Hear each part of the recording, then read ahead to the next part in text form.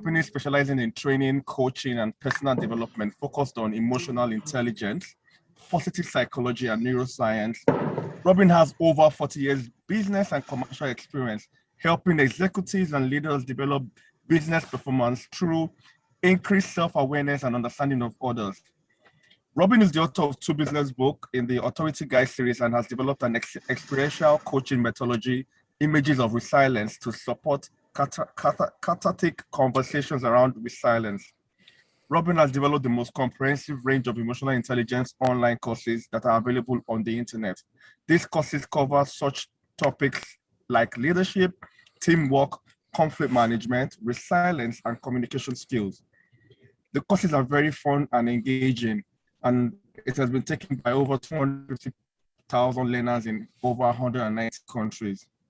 Based upon his work, Robin has spoken and delivered at international emotional intelligence conferences. This has been held in South Africa, India, the United States, Middle East, and across the United Kingdom. Thank you so much for joining us today, Robin. My pleasure. Thank you ever so much for inviting me to speak to you. And as I was telling Fola before the meeting started, I may have been in Lagos had things been working out today, but I'd have been in quarantine. Good. I'm just going to let you dive right into the training, and then I would take the questions coming in from individuals. Then once you're done with the training, then I'll start asking questions. No, that's great. You've given me access to share my screen, so please let me know if and when the screen and Zoom work to allow me to share my screen. Yeah, your screen is on. I can see your screen. And it keeps flicking off, and this happens a little while with Zoom. It just seems to be a little foible of Zoom, and that if everything's fine and you can all hear me, then I'll start. Okay, everything is fine here, and I can hear you loud and clear. Brilliant, brilliant. Ladies and gentlemen, welcome to Practical Emotional Intelligence for Mediators. My name's Robin Hills. I'm an emotional intelligence coach, trainer, and facilitator. And as you will have heard, I have 2 books published in the Authority Guide series, the Authority Guide to Emotional Resilience in Business and the Authority Guide to Behavior in Business. I'm a coach with the Manchester Metropolitan University, and I coach a number of students taking an MBA program. I'm a member of the British Psychological Society, and I'm a committee member of the Northwest Association for Business Psychology. Here are some of the companies that I've worked with: Ecolab, Tata Chemicals, Crown Agents, and it would be Crown Agents that I would have been working with if I was in Lagos, and I would have been conducting this training from my hotel room in Lagos because of quarantine. But thankfully, I'm actually in the United Kingdom, so the connection's probably better.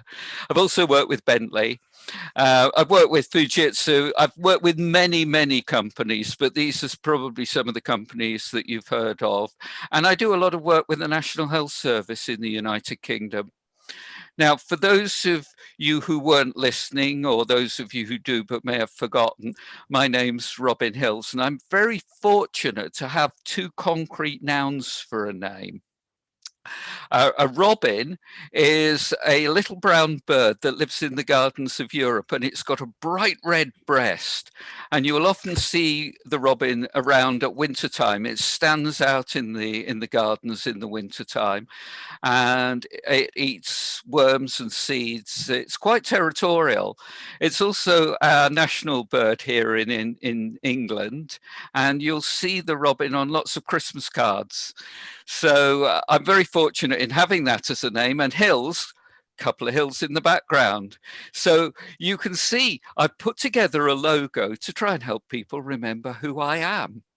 But it's interesting, isn't it? Ever since I've had my logo, I've been called Stephen, I've been called Michael, I've been called Brian, I've been called Mr. Hill, Mr. Mills, Mr. Halls, and those are some of the polite, repeatable names that I've been called. So people see the world in different ways. And I thought this was fairly obvious. And I showed it to my wife when I was designing it. And she said, "You can't show that, Robin, it's rude."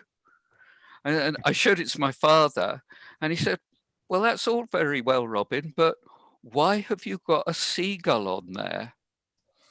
So we all take in information, we all process information in completely different ways.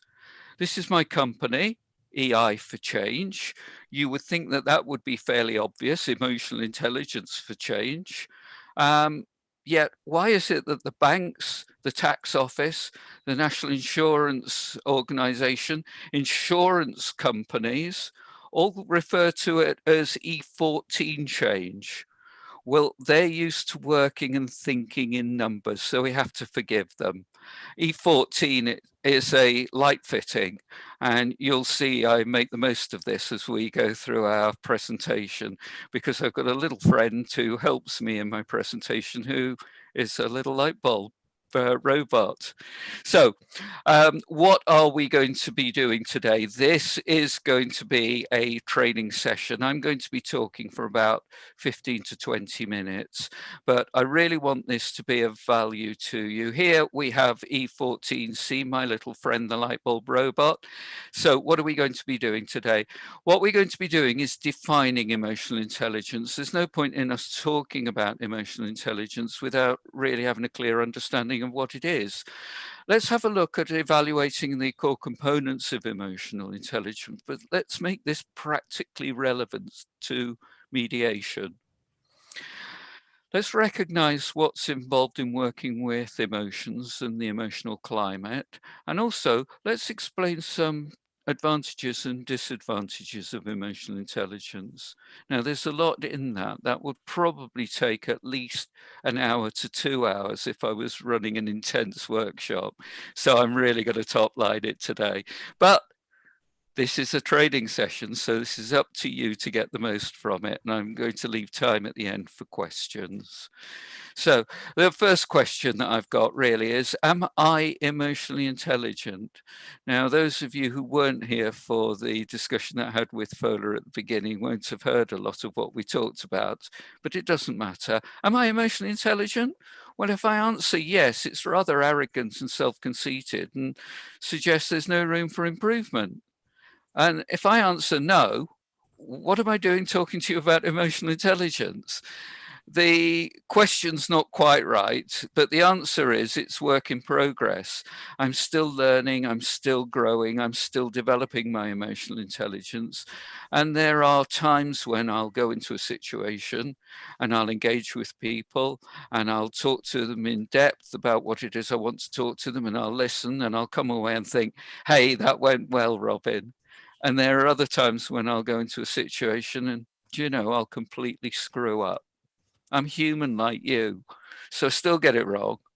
So I'm still learning, I'm still growing. And if you bear that in mind with emotional intelligence, it's an emotionally intelligent approach.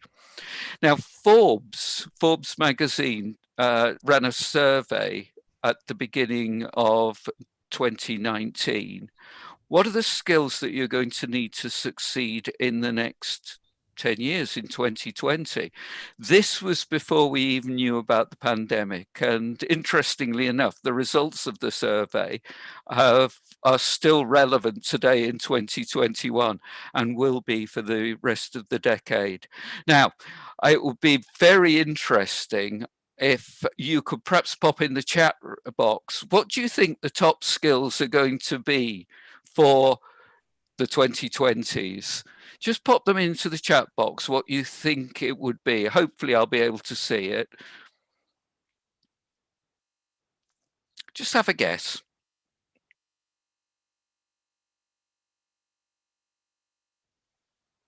Emotional intelligence?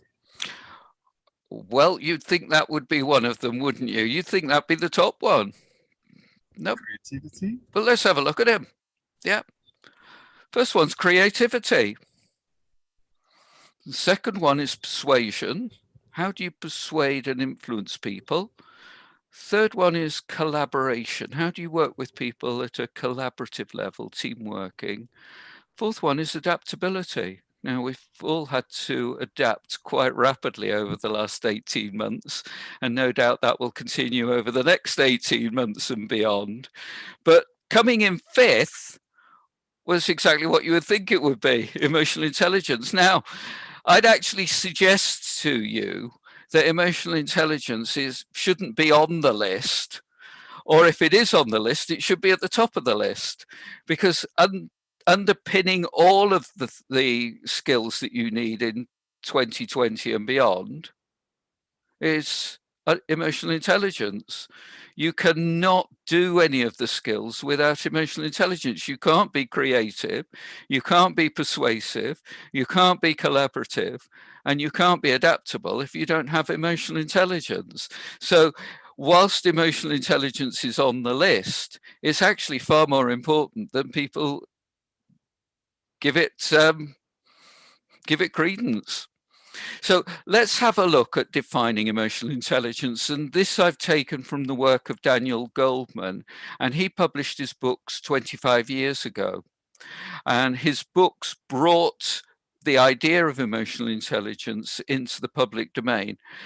Academic researchers have been working on emotional intelligence for the last 15 years and had published quite a lot of academic papers, but it was academically, they were very academic and they were very academically sound. It's just that they weren't very practical, they weren't very pragmatic. And it wasn't until Daniel Goldman published his books that we suddenly realized what emotional intelligence was and what it's all about. So let's have a look at it. The first component of emotional intelligence sits within the inner world. The inner world is what goes on inside your head. It's what goes on inside your body. It's the inner world of self. And the first component of emotional intelligence within the inner world is that of self-awareness. What are you good at? What are your weaknesses? What are your liabilities? How do you apply them? How are they responded to by other people? How do you use your self-awareness? What are your preferences? How do they drive your behaviors? I'm more interested when I'm working with people and finding out what they're good at. Because if I find out what they're good at, what their strengths are, we can work at building upon those.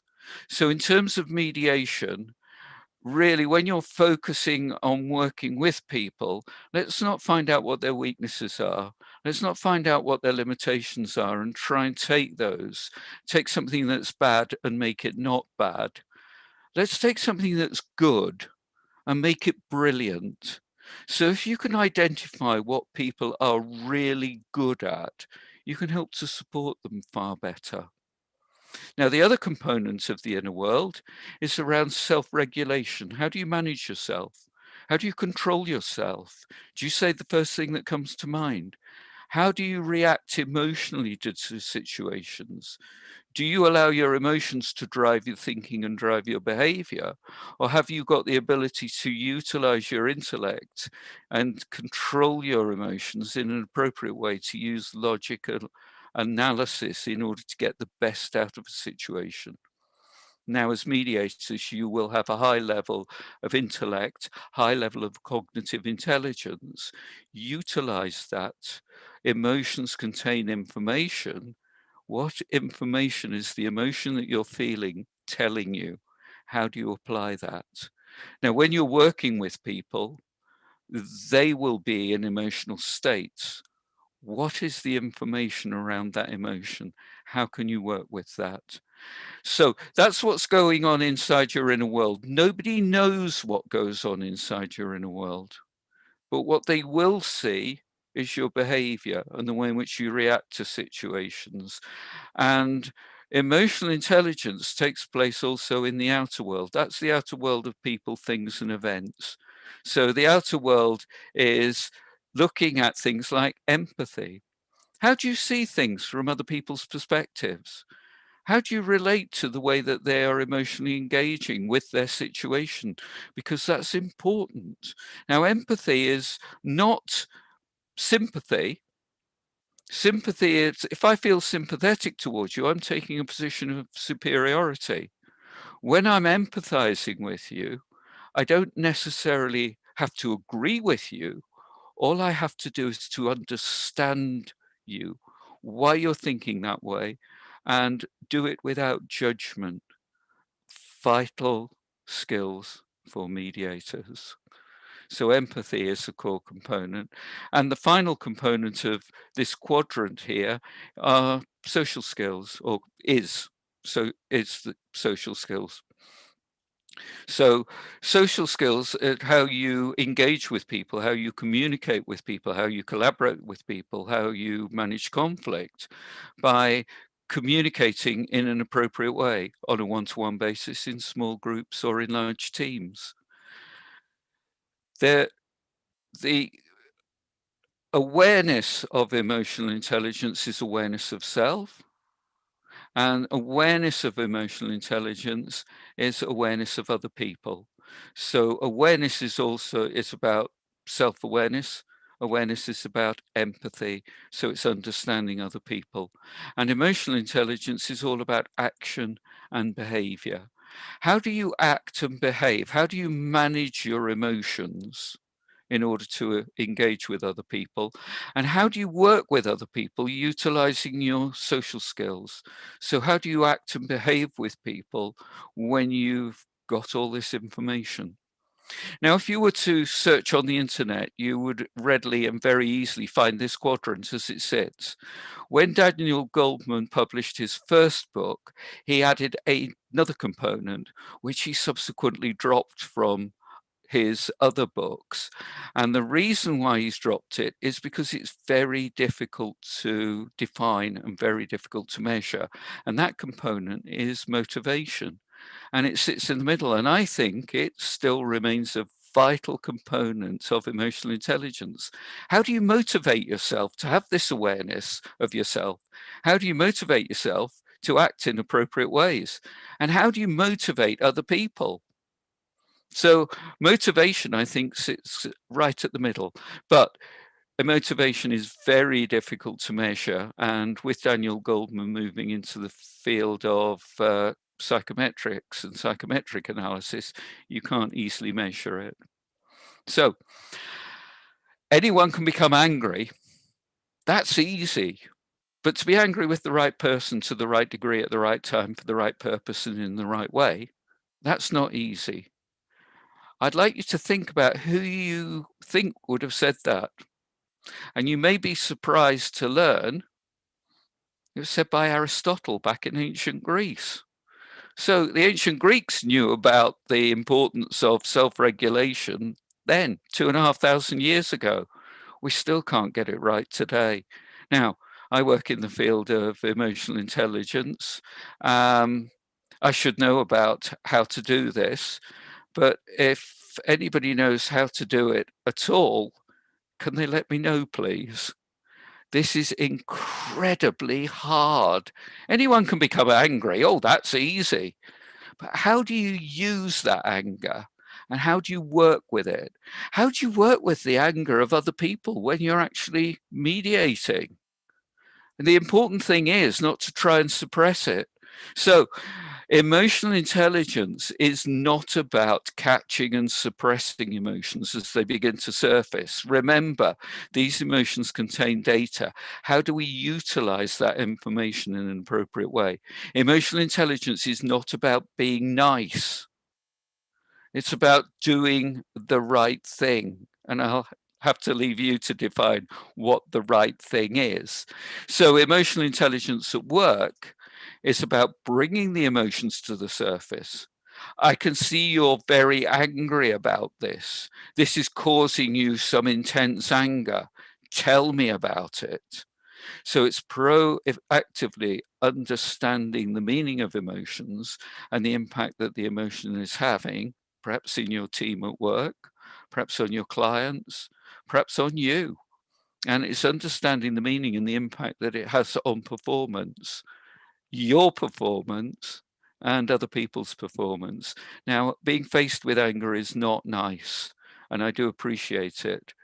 But it actually is something that we need to get better at working with. How do you manage it appropriately?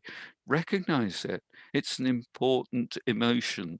It means usually that somebody's transgressed one of our core values. And if we are looking at anger positively, how do we use that anger to motivate us, to help to drive our learning, and to right a wrong? So let's have a look at some advantages of emotional intelligence. Emotional intelligence improves relationships. Emotional intelligence helps us to maintain control. Emotional intelligence, when used well, lowers stress levels, helps us to maintain motivation. Emotional intelligence enables good communication and an ability to influence and work with others, to adapt, to collaborate, and to do so without conflict. And emotional intelligence will help to enhance your reputation both inside of work and outside of work.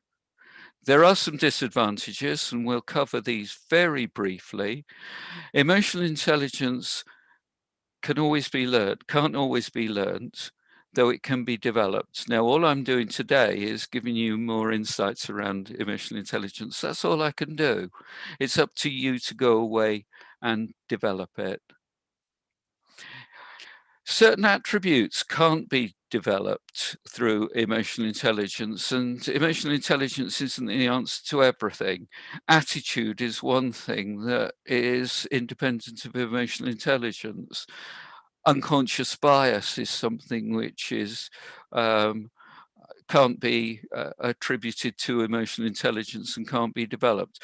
But having an awareness of it through emotional intelligence will help to develop these attributes, although they are independent of emotional intelligence.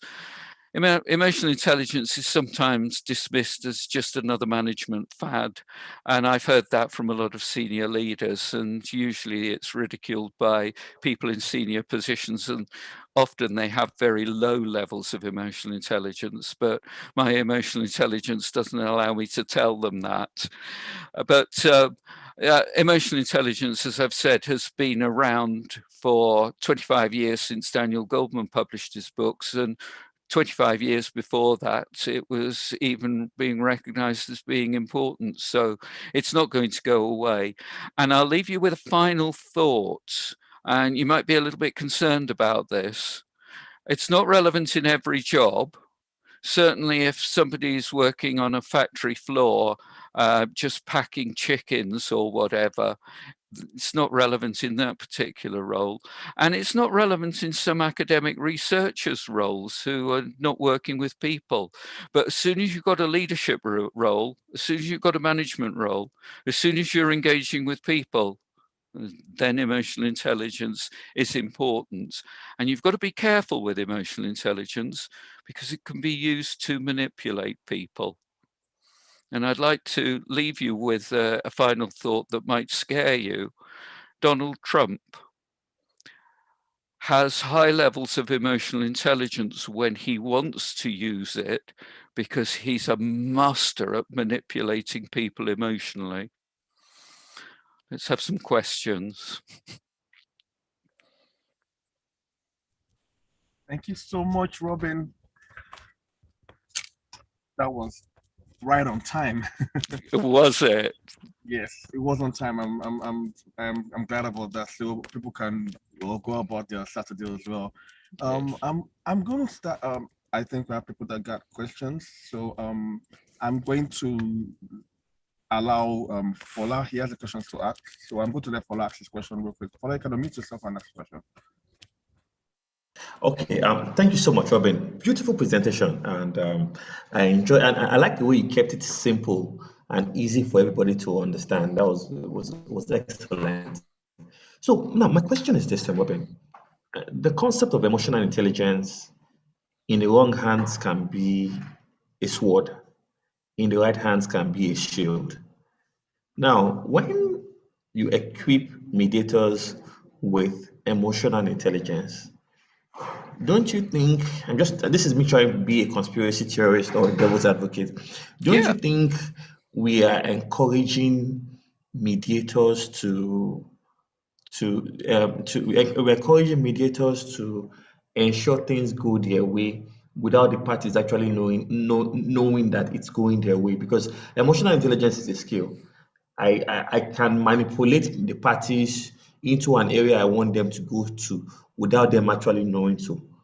So, and at the end of the day, hide under the umbrella of the fact that both parties actually agreed to do it. So the question is this: emotional intelligence in the wrong hands can be a sword or a shield. What are your thoughts on it? I would agree with you 100%, Fola. You've got to be very, very aware of how your emotions as a mediator are impacting on you and how you're actually utilizing that. You can use emotional intelligence for good or for bad. Now, whether you like it or not, you're going to favor one party over another. And you've got to be aware of that as a mediator, and you've got to suppress that as far as you possibly can. Now, that then goes into the field, I've alluded to it today, around unconscious bias. You've got to minimize biases absolutely as far as you possibly can, be they conscious or be they unconscious, so that you give both parties the benefit of your mediation.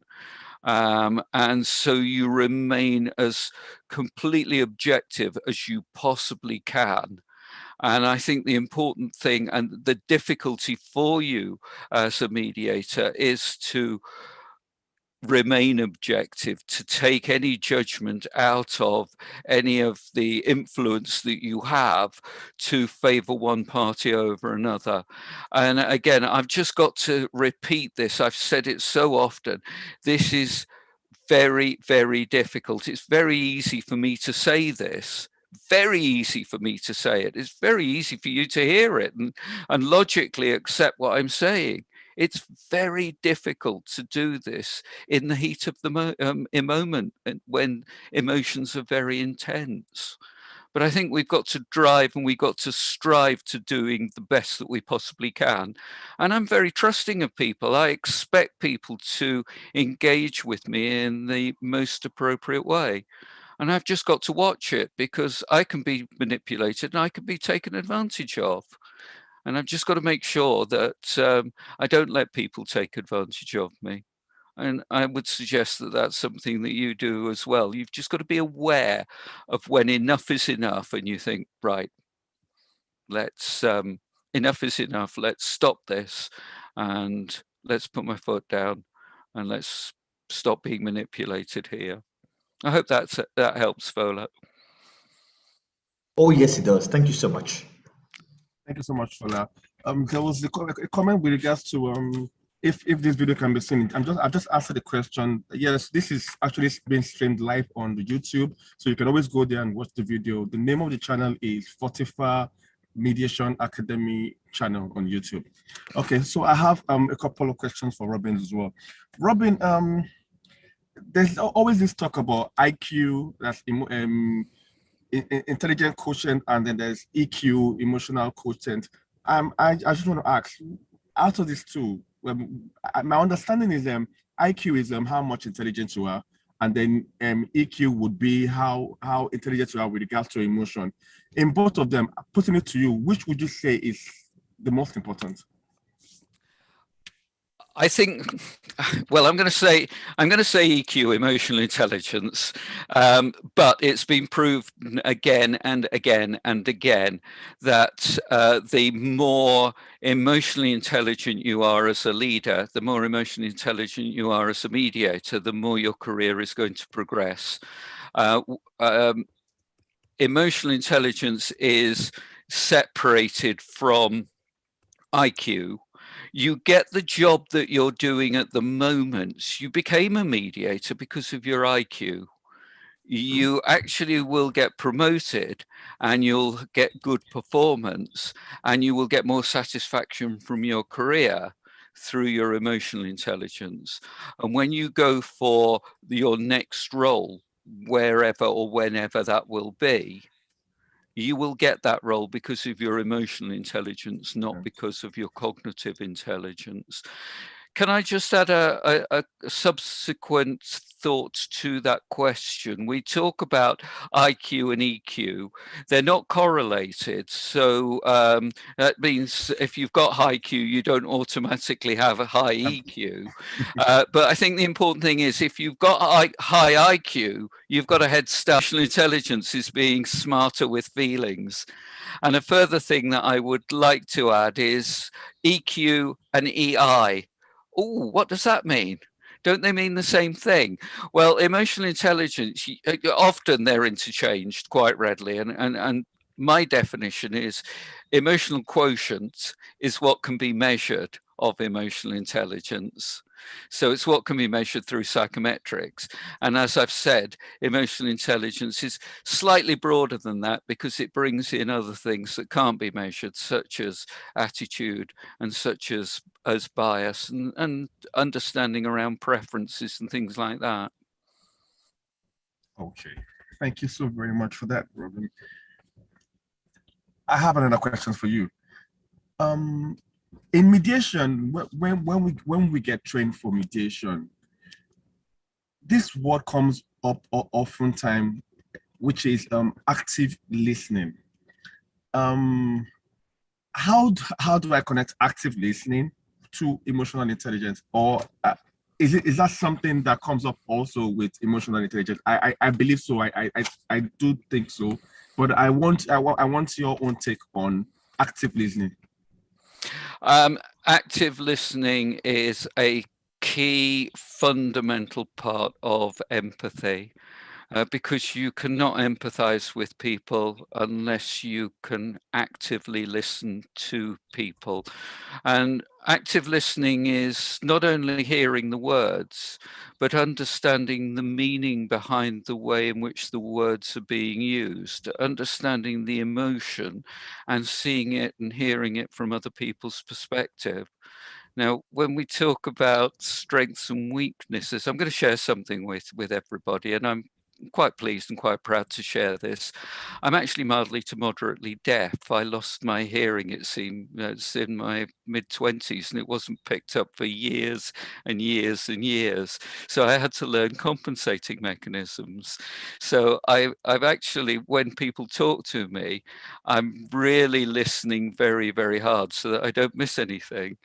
And I've had that advantage to work with. So it makes me a lot more empathetic, just simply because I've had to learn how to listen. And now the majority of people don't have that advantage. So what I would suggest that you do when you are listening to somebody, I was looking for my mobile phone. I haven't left it. I haven't got it on me. Just don't look at your mobile phone at all. Leave it to one side. You are not actively listening when you're on your mobile phone and somebody else in the room is talking to you. You're not actively listening when you're doing something on the computer. You need to turn to look at the person. You need to ask questions. Yes, I hear what you're saying. Have I got this right? Have I understood that? You seem to appear quite angry because of this situation. Tell me more. So all of these things are things that you will have learned through your training. They're absolutely vital to mediation. They're absolutely vital to your emotional intelligence. And Fola, this is what we talked about before we started the session. Most people who are mediators will be emotionally intelligent. You just need to recognize it and you need to build upon it. Okay. Thank you so much, Robin. Fola, you have anything to say, or can I go on? No, please proceed. Okay. I just acknowledge the fact that you said something. Please continue. Okay. So Robin, I don't know if you get asked this a lot, but I'm just going to ask you. So if I ask you, what are your 3 top tips for increasing one's emotional intelligence? What would you say? What are the top 3 things you would tell anybody, a mediator or a non-mediator, to increase their emotional intelligence? Top 3. Top 3. I'm going to repeat what I've said. Learn to actively listen to people. Am I good at actively listening? No, I don't credit myself as being a good actively listener. I'm continually striving to be better at it. And it's a challenge that I continually rise to. How can I be a better listener? So that would be my number one tip. Number two tip is recognize that there is information in emotions. So we talk about positive and negative emotions. Drop the labels. Emotions are emotions. We experience them for a reason. They're not positive good or negative bad. Anger is a very positive emotion if it's used well. South Africa wouldn't be the country that it is today if Nelson Mandela had not been an angry young man. But he has far more emotional intelligence than I ever will have, because he used it and applied it in an appropriate way. And then I recognize other unpleasant emotions, and why are you feeling that? Now, before this webinar started, I felt unpleasant, I felt anxious, I was under a degree of stress. Why? Because I wanted physiologically to be in the right state to present to you and give you a good presentation. So if I wasn't feeling anxious, this presentation wouldn't go as well as it has done. So let's recognize emotions having information and work with that information. And the last tip that I would give you is work on your self-awareness. What is it that you are good at? I'm not interested in weaknesses. I keep coming back to that. I'm interested in what makes you special, what makes you unique. What is your gift that you've been given? Mine's been my deafness. Let's take that and build upon it. I wouldn't be the man that I am today. I wouldn't be an emotional intelligence specialist if I didn't have problems with my hearing. I'm blessed. Thank you so much, Robin. Fola has his hand up, so I'm going to let Fola. You can unmute yourself and Yeah, ask your question. yeah. Thank you so much. And I believe in the fact that engagement is the strength of clarity. So, please, if you have any participant that wants to unmute themselves to say that, to have a conversation with Robin, please do so, because emotional intelligence is a tool that we all need for our personal life and our professional life. And I dare say that emotional intelligence has quickly helped me to in championing and doing a lot of things. Now, I'm also of the strong belief that this just journey is as important as the destination. I always say that. And so, Robin, I'm a bit curious. Can you tell us about the journey into emotional intelligence? Was there a defining factor or event that made you decide to go into emotional intelligence? Would like to learn from that. Yeah. Well, when I started my career back at the end of last century, I came out of university with a degree in biology, and I wanted to build upon that. And I went into medical selling. So I had to learn skills of influencing and persuading as a young man, and I went into the London teaching hospitals. That was the remit that I was given: go into the London teaching hospitals and sell the medicines in the teaching hospitals.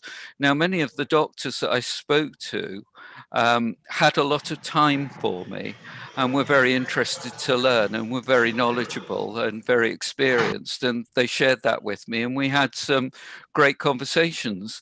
There were many doctors who were the total opposite, had no time for me at all, were very, very rude, and were just not nice to engage with.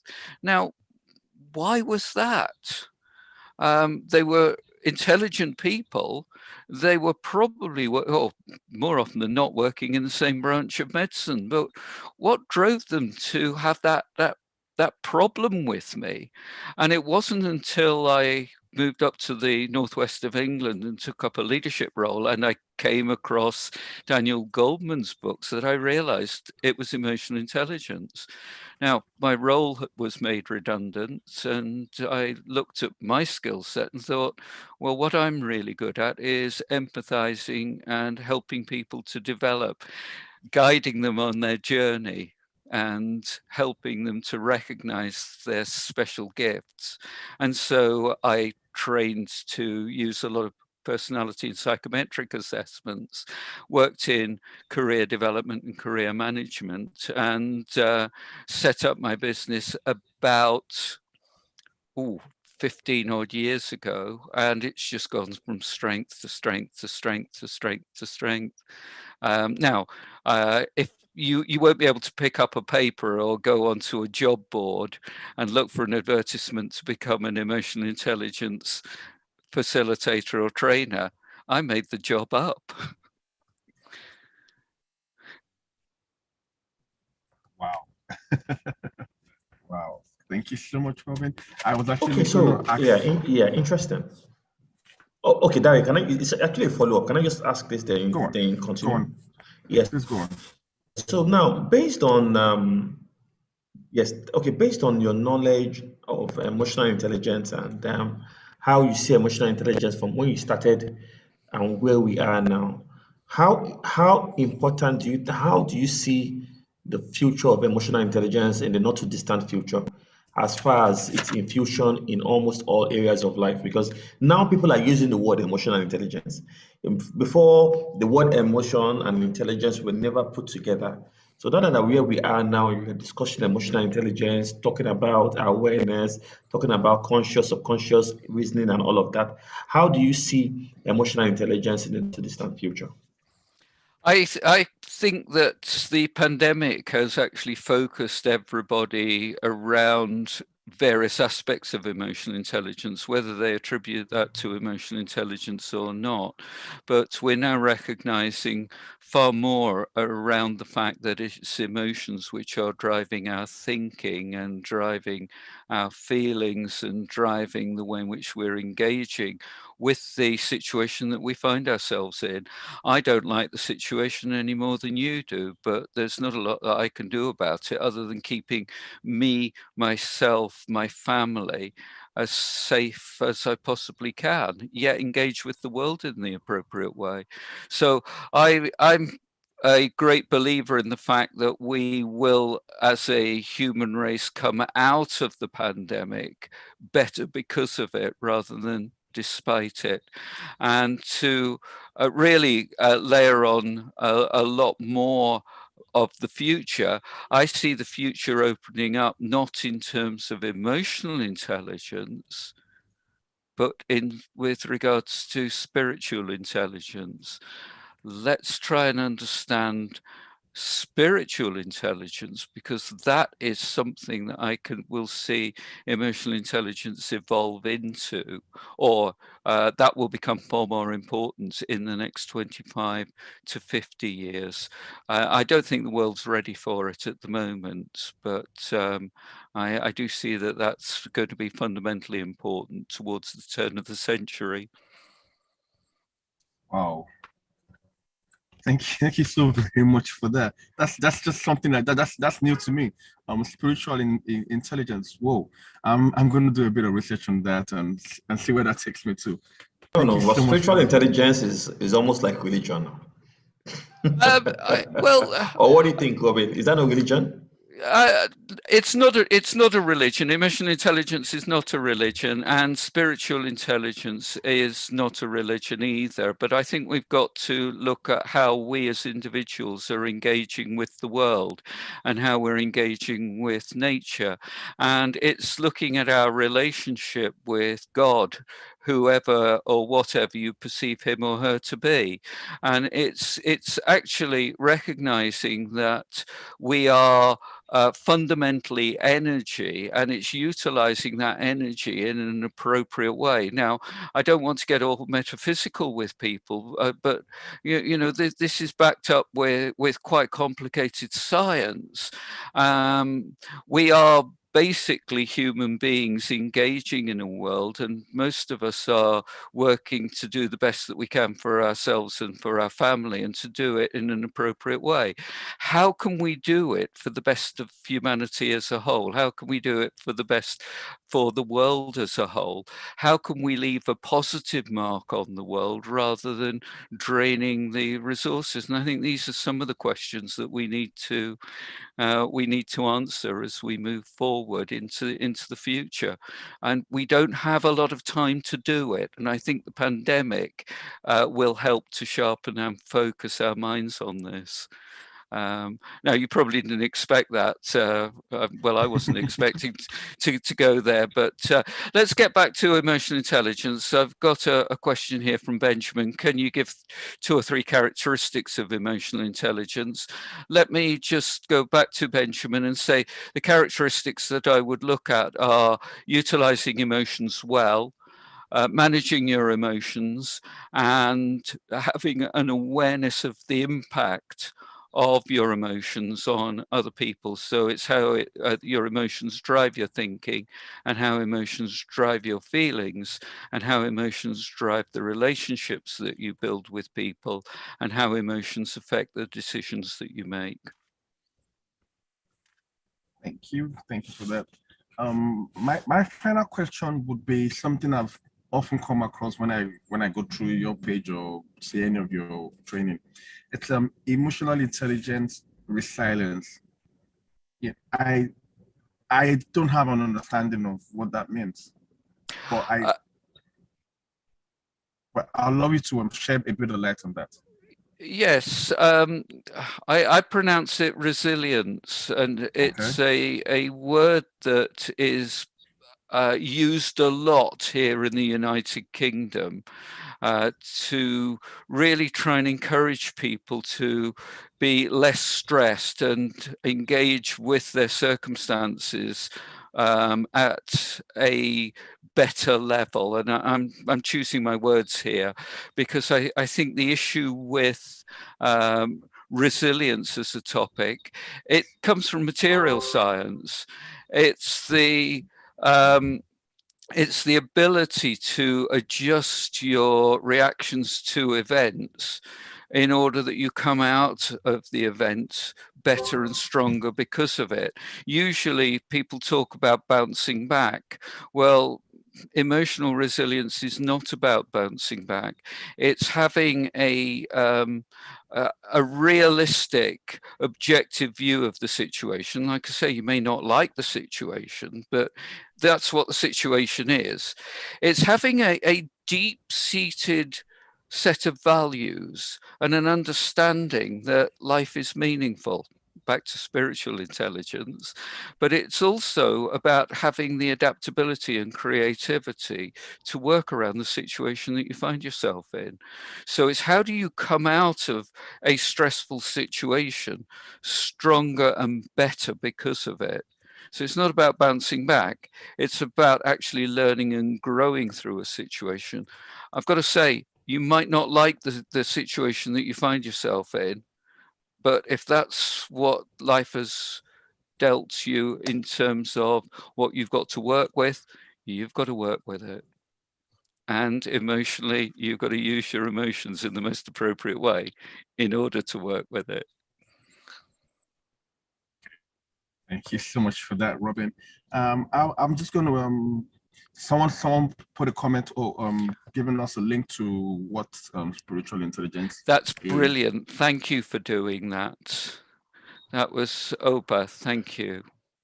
Okay, so I'm also going to I want to mention that Mr. Robin's classes and training are available on Udemy, Skillshare, Allison, and EI for Change. I've done a couple of them on Allison. I did the first one, then I reached out to him to tell him that I've done the first one. I would like to go further, and I did the diploma one as well, which was a bit more complex, but it's helped me in understanding the concept of emotional intelligence. We have like 6 more minutes. I'm going to hand over to Fola to conclude this, and then everybody can get back to what is they were doing. Okay, 6 minutes. So it's just for 1 hour. Wow, yes, I could have. Okay, great. I could have done on and on. So, Robin, we have we have a cross section of people here who are probably battling with depression, anger, or uncertainty, and a lot of things. And let's assume they are, not like they are listening to you right now. What advice do you have for them using emotional intelligence? I would suggest that everybody is undergoing certain levels of challenge at the moment. There is stuff going on in everybody's life that we don't know and we don't need to know. We are presenting to others as an individual, and we just do not know what's going on in other people's lives at all. What I try to do when I'm engaging with somebody, I've got a few moments to engage with somebody. How am I going to make a difference to that person, and how am I going to positively impact with that person? That's the way in which I try and engage with people, if people will allow me to do that. So I'm not going to get rid of people's anger, their anxiety, all the unpleasant emotions that they're feeling. What I'm wanting to strive to do is to help people feel more contented with their lives. I'm also not a great one for driving people towards happiness. Now, that might sound very strange, but happiness is a very fleeting feeling. It's lovely when you can feel happiness. It's great when you can feel happy, but often something unpleasant will happen, or you'll think about something unpleasant and it'll change that happiness. So let's just recognize that happiness is a wonderful emotion when we can feel it, and we can feel it for the right reasons. But it can be a negative emotion at times, because have you tried engaging with somebody who is happy? If they're deliriously happy all the time, you can't communicate with them. They don't listen to you. They're they will take too many risks. So I'm not driving or striving or suggesting people move towards happiness. Let's focus on contentment. What is it that life is giving you that you can be contented about? You're all good senior people within your organizations. You're all mediators. Be thankful for that. You've been given opportunities that other people have not been given. Make the most of what you've got. If you don't like it, it's up to you to change it. But recognize what your strengths are, recognize what your qualities are, and you've got a great future ahead of you. Fantastic. So if you could give an advice on what the keys to happiness is, what would you say? What would you advise? It would be very much, again, as I say to you, look at what you need to be contented about. One of the lovely little exercises that I set for people is, at the end of every day, think about 3 good things that have happened to you that day and be thankful for it. I've washed the car today. I can be thankful of the chance to do that. And now I've got a clean vehicle. That's just one thing. Now, it just doesn't sound that important, but it's something that I've been wanting to do for the last few weeks. I'm going to go out and enjoy the sunshine that we've got here in the United Kingdom in the evening. I'm going to be thankful for the opportunity to do that and engage in the countryside you can see behind me. So again, be thankful for these small things. And if you can learn to be thankful and learn to be contented, that's the key to happiness.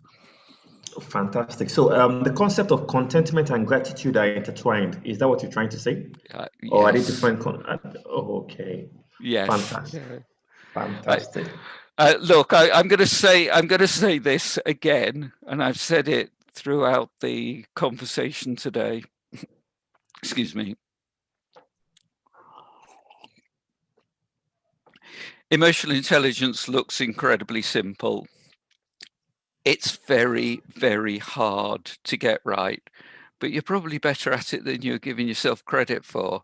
Just go away and recognize what it is that you do with your emotional intelligence that is great, and make it even better. Okay, so if we want to build emotional intelligence, do we build them by having counseling sessions, reading books, or just being a bit more introspective about life? All of them, all of All them. of them. Yeah, and also, look, you're mediators. Can you find somebody who can mediate with you around your emotional intelligence? Find somebody who'll coach you. Can I mediate with myself? Can I self-mediate? Yeah, and I do it. I'll go into a relationship, or I'll go out into a meeting, and at the end of it, I'll come out and I will ruminate on it. What went well? What could I have done better? What didn't go so well? What can I do better? And it takes a lot of skill to do that. But I think it's vitally important to be very, very objective. You're not beating yourself up with a stick, but recognize those areas that you worked at that you did well around. How can you do that again? Now, what didn't go quite so well? Why? How do you feel about it? What is it that you need to do in order to ensure that, should the same situation arise, you've got some ways of adapting to it? So if my feelings are in conflict with the convictions of the society, what do I do? How do I handle it? The society says something must go this way, and my conviction is saying it must go that way. Obviously, there's a conflict of some sort. How do I manage it? Firstly, you need to recognize why you're emotionally feeling the way that you feel. There will be an intensity of that emotion. Now, remember what I said, there's information in emotions. Why are you feeling so intensely that particular emotion? If you're angry about something, what's driving that anger? Are they doing something that doesn't sit with your core values? How are you going to address the issue that you've got with the society? You've got a number of choices. You either shut up and put up and live with it. You make a few noises to a few people who can't do anything about it, but will empathize with you and share your concerns. Or do you address it in an inappropriate way with somebody in a senior position and get very, very angry with them and shout at them and make the situation worse? Or do you choose to do it in an appropriate way to try and influence and persuade? You may not be able to change a situation that you don't like, but if you feel that you've been listened to, then you're going to feel better about yourself and you're going to feel better about the society. So how do you work? You can't change the society. All you can do is change yourself. Great. So for this is my final question for I give the vote of thanks for people listening to you who want to be like Robin Hill in the not too distant future. What do they need to do? Oh, I would suggest they don't try and be like me, because That was a trick question. You got me there. You got me there. You got me there. No, what I would suggest is just be yourself. Be the best version of you that you can possibly be. Nobody else can be Fowler. Nobody else can be Oludari. Nobody else can be Robin Hills. How can you be the best version of you that you can possibly be? I'd like you to think about a Hollywood blockbuster that's being filmed where you are taking the starring role. Who's going to play you? Who is going to take the risk to step up to the mark to become you in this film? Nobody will be able to do it as well as you can. So how can you give them something to aspire towards? Fantastic. Thank you so much, Robin. It's been an interesting, insightful, and educative session with you. I'm sure the participants here have learned quite a lot from you. And if we want to reach out, get in touch with you, how can we find you? Are you on LinkedIn, Instagram, Twitter? I'm on all of them. Either put Robin Hills. You should remember it from the logo. Put that into Google. It is funny. Robin Hill reminds me of Robin Hood. So somehow, yeah, I can actually link both of them together. together. Yes, I've often been called Robin Hood as well. Yeah. Please connect with me through LinkedIn. Send me an email. If you've got any questions, please get in touch with me. If you want to take one of the courses, Oludare was great. And thank you for reading out some of the ways in which you can take the courses. If you haven't got a lot of money, go on to Alison. Take it free of charge. I get recompense through Alison because of the advertising. So, it benefits me, but more importantly, it benefits other people by having courses up on Alison. Okay, now the concept of free has just brought another final question, because I don't really like free things that much. So how do mediators who become emotional intelligent, how can they generate a stream of income using emotional intelligence? I'm sorry, can you repeat the question? Yeah, how can mediators generate a stream of income using emotional intelligence? What's the market saying for mediators who are specialists in emotional intelligence?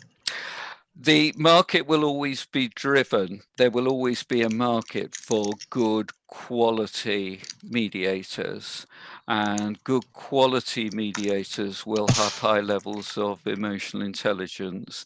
So what I would suggest you do is focus on what drove you into mediation, what skills you've got as a mediator, what your capabilities, what your competencies are. Work on them. They are great skills. How can you become even better as a mediator? Because if you are a good mediator, your reputation will go before you. Fantastic. That's a super way to end today's session. So thank you so much, Robin. Thank you so much, everyone, for tuning in. Next week, we're going to be having another super guest in the person of Mrs. Fumi Roberts, an accomplished arbitrator and mediator. So this time we'll be looking at the synergy of mediation and arbitration, and it promises to be very interesting. So till we see everyone next week, Saturday, I wish you all a beautiful weekend. And Robin, thank you so much. And thank you so much. We look forward to having you here again. And for those that tune in a bit later, we're live on YouTube. Kindly search for Tefa Mediation Academy, and don't forget to click on the like button to follow and subscribe button to follow us. Thank you, everyone, and have a lovely weekend. Bye-bye.